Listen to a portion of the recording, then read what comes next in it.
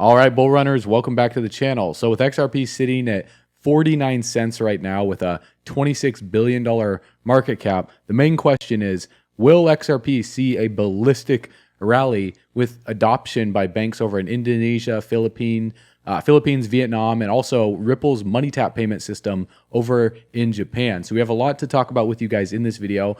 We have to talk about what's happening on the chart right now, what to expect over the next few weeks and few months. We're going to look at the Dow can barely talk today, the Dow Jones Industrial Average. We have to look at the S&P 500. We also have to look at the September effect in the stock market versus the October effect on what's most likely to happen this month. And also, are we officially in a silent depression compared to the 1930s? We're going to discuss all of that in this video, along with inflation, how to beat inflation, what to expect, and also what we're doing right now as we back up the truck and prepare for the coming altcoin reckoning in comparison to Bitcoin. So comment 777 if you're feeling blessed, if you're feeling bullish, and if you're going to become the first millionaire in your family tree, you know what to do. Confirm it by tapping that subscribe button. Let's run it.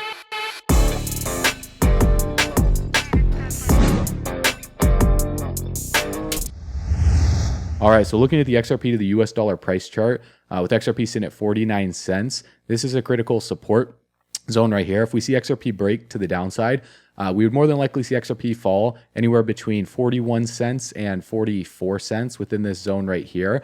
And it also coincides with this upward trending support line right here that XRP has held since the 16th of June. You guys can see multiple points of contact right here that it's rebounded off of. And so this is a very strong zone of support. Now, one thing that's interesting to note is from January of this year, XRP has been bullish. Well, XRP has been bullish since June of 2022. But a key thing here is the support, this upward trending support has been even steeper. You can see right here from the 13th of May. You can see right here from the 1st of July. You can also see right here when the decision came out between the SEC versus Ripple, we saw XRP break up and almost pass $1. But then we saw it come back down to retest this upward trending support, and right alongside it from 17th of August, it wicked down below it, but it closed above it all the way until recently. And so when we zoom in here and I show you guys what I'm looking at right here, we broke below it just recently. And so we broke below it on the 31st of August, which means that the favor is in the bears, right? So because we've closed below it since the 31st of August, so for about 10 days, we've been below this upward trending support line right here, the favor is to the downside. Now, does that mean you should get out of XRP? Does that mean you should sell now or get out now? Absolutely not. Again, this is not financial advice. Don't sell your XRP. Don't buy XRP. Just watch this video for learning purposes only. But the favor is in the bears right now. So where this upward trending support line is back from 2022 would be the most likely intersection right here. Now, this would come at the backs of Bitcoin seeing a sell-off, the stock market seeing a sell-off. It's not going to happen instantly. We could see something like this take place and then ultimately a shakeout event right here, and then the elite coming in, buying up XRP, and us springing out of here going into 2024 after some crazy catastrophic event like an EMP attack, fake alien invasion, 3 days of darkness, something happened with the economy. I'm not going to get into conspiracy theory land, but the elite of the world are planning something just like they did with that closed down the world. So we just had to be ready for something.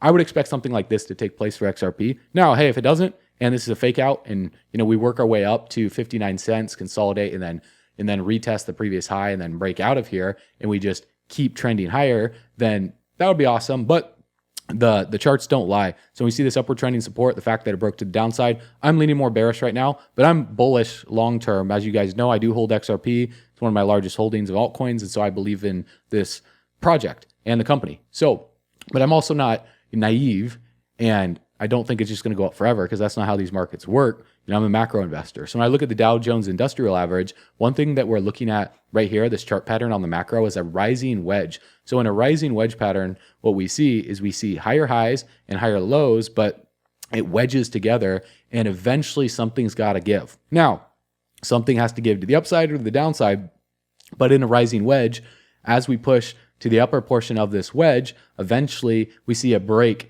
to the downside is most likely. Now, the real question is whether we retest the wedge and continue to the downside or if it's a fake out and we just trade higher, outside of this wedge. But in a rising wedge, a breakout confirmed on the close below support, and we could see a retest of the former support acting as the new resistance and then a rejection from that. That's what I would be looking for to see, an altcoin reckoning for the altcoins to get absolutely destroyed with the stock market, then rebound out of the dip. The dip gets bought up, and then we go into the bull run of 2024 leading to 2025. Now, the real question though is if we were to see a break to the downside and a back test and continuation, how low would we go for the stock market? How low could we potentially go for XRP? And how long will it take before we rebound out of here? Because it's very clear that XRP is the strongest altcoin out of the entire industry because it has the most regulatory clarity based on the lawsuit. The only thing that's holding it back is really what they're going to announce in New York this month, or if they're going to settle with the SEC, and then ultimately what happens with macro market conditions and the liquidity that I talked about yesterday. So one thing we're looking at the S&P 500 as well too. We see this bullish channel, and ultimately, if we zoom out right here, we can look at the 4-year moving average, the simple moving average that you guys can see in yellow. Now, during the last pandemic in March of 2020, we saw it a V bottom right here in recovery down to it. The last time that it was at it before that was all the way back in 2000. I believe it was in 2008 right here during the subprime mortgage crash. We dipped well below it. So we came down to it, we bounced off of it, and then consolidated for a little bit and dropped well below it. So could we see something like that with another pandemic? Hey, it's possible. I talked about this before when everyone was expecting something like that to happen right here at this point. Everyone was expecting something like this to take place, but it was the exact opposite of what happened. So, a lot of people are expecting something like this to take place, for it to push a little bit higher and then break to the downside, and for us to see a correction down to it, maybe late 2023, early 2024. So we'll see eventually at some point the stock market will correct because we've been bullish since October of 2022. So can't keep going up forever. There'll be another correction. And obviously the question is, how deep will that correction be? So if I were to draw the Fibonacci retracement from the low of October of 2022 to the current high, and we were to look at this, if we were to see just a 0.283 correction, that would be a 9% drop in the S&P. If we were to see a 50% correction, that would be about a 12% drop. If we were to see all the way to 786, that would be an 18% drop. And what's interesting is the 4-year moving average, as it trends upward, that would coincide right with a 786, give or take a few percentage points right here. And so could we see, as the stock market pushes higher, a break to the downside coming all the way down here for some crazy flash crash event? And then in 2024, we work our way out of here as we see the next bull run for the cryptocurrency market as well too, and this bleed into Bitcoin and the altcoins. Well, it's anyone's guess, obviously, to say that will happen. Could not happen. They could usher in stimulus and more QE, quantitative easing, before the crash gets too deep, and then they have to pivot on their balance sheet. The Fed has to push more money into the system. But ultimately, if we look right here at the September effect, right, so a lot of people watch my videos, and when they see I make a bearish video, they all of a sudden get really salty about it. But when I look at this, I get excited because bearish mentality breeds excitement, right? I look at what could go wrong in these markets right here, and also how can I be ready for that to be able to accumulate the dip. And so I don't base my opinions off of a theory. I look at facts, and one of the facts is what's called the September effect. In fact, September has been the worst performing month on average going back nearly a century. So you can't ignore that. So let's understand what it means. Well, from 1928 through 2021, the S&P 500 index has averaged a decline during the month of September. This is, however, an average observed over nearly a century. And September is certainly not the worst month of the stock market trading every year. In fact, some Septembers and some years have been among the best performing months. But overall, on average, over time, it's been negative. So we need to look at averages, right? When you do an average, well, then you can base your investing decision off of that. It's all math, right? It's not opinions here. So the October effect versus the September effect. Like the October effect before it, the September effect is a market anomaly rather than an event with a causal relationship. It suggests that the month of October 2 is a negative month for the stock market. However, October's 100-year history is in fact net positive, though, despite being the month of the 1907 panic, Black Tuesday, Thursday, and Monday in 1929, and Black Monday in 1987. But September has seen an equal amount of disruption. It was the month when the original Black Friday occurred in 1869, and two subsequential single-day dips occurred in the Dow Jones Industrial Average in 2001 after 9/11, and in 2008 as the subprime crisis ramped up. Like the September effect, the presence of the October effect will depend on the time period under consideration. Economists and analysis also discount the true presence of the October effect, and if it did once exist, seems to have also disappeared. And so when we look right here, a lot of people will question, okay, well, if we're going into September and going into October, historically, it's been since the past almost 100 years, it's been historically underperforming. What would cause that? Well, it would be based on where we're at right now in terms of the economy, the living situation, consumer spending, what the Federal Reserve is doing. But listen to this. We are in a silent depression. When you compare the Great Depression to today, this is going to absolutely blow your mind. In 1930, during the Great Depression, the average home in America was $3,900. The average car was $600, and the average monthly rent was $18 or $216 a year, and the average salary was $1,300 for the year. Fast forward to today, it is $436,000 for the average home, $48,000 for the average car, and the average rent is $2,000 a month or $24,000 a year, and we have a $56,000 income for the average American right now. So if you look back to the Great Depression, the house was only 3 times the average salary. Now it is 8 times the average salary. The car was 46% of the salary. The car today is 85% of the salary. And here's the craziest part. The rent was 16% of the average salary. It is now 42% of the average salary. So the main macro analysis we need to look at is where we are in terms of cost of living and what $1 in 1930 is worth today.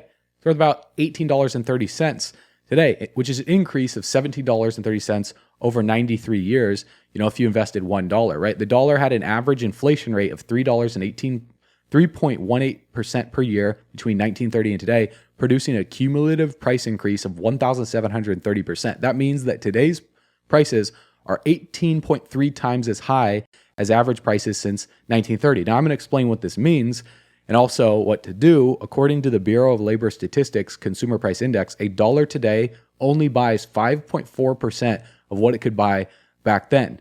That's insane. The inflation rate in 1930 was negative 2.34%. The current inflation rate compared to last year is now 3.18%. If this number holds, $1 today will be the equivalent buying power of $1.03 next year.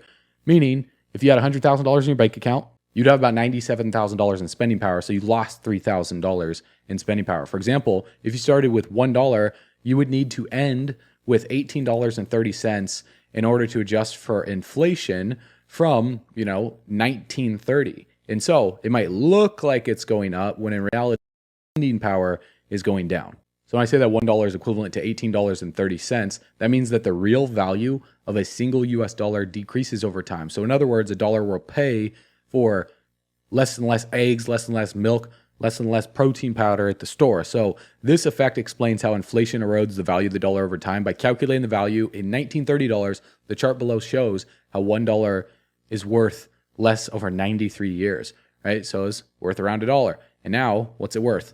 0.06, 0.05 cents. Now, here's a major key here for people think that they're making money investing in the stock market. Because the average inflation rate of 3%, having a difference of 1,730% inflation over 93 years, to put it into perspective for you, if you invested $1 in the S&P 500 index in 1930, your investment would nominally be worth around $6,151 in 2023. Now, this is a return of 615,000%, which seems pretty good, right? With an absolute return of $6,150 on top of your original $1. Seems insane, right? Imagine if grandpa passed down, a stock portfolio in his will, of the S&P 500 from $1. Instead of buying the Willy Wonka golden ticket to go to the chocolate factory, he put it into the S&P. So these numbers are not inflation adjusted, so they are considered nominal. So in order to calculate the real return on grandpa's investment, the compounding effect of inflation would account for 94.54% of the returns, so $5,815. Now, during this period, this means that inflation adjusted real return of grandpa's $1 investment is $335. So you may also want to account for capital gains tax, which would take your real return down to $285 for most people. Now, don't get me wrong, that's still a good gain, but we're talking from 1930 to 2023. The chances are you're born back then at that time, slim to none. Most people are born in the 60s, 70s, and 80s. So the reason why the cryptocurrency industry, with Bitcoin and then all of the altcoins are poised to do amazing things over the next decade is because people are putting their money into it to beat inflation.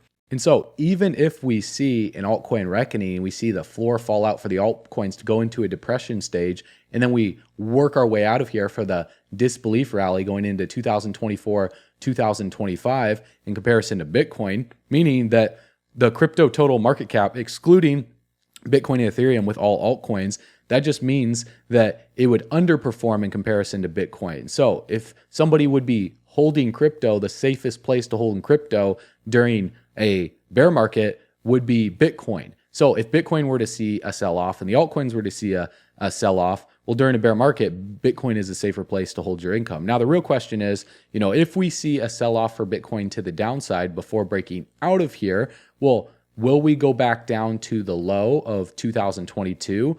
Will we stop short of that? Will we dip even lower? Could we see a $10,000 to $15,000 Bitcoin? If we were to see, my question for you is this: if we were to see a $10,000 to $15,000 Bitcoin, what would you do? Would you back up the truck or would you get out of your portfolio? Would you be selling? I think here's one thing to note about the markets, and especially which projects are going to be the most bullish after a dip were to take place.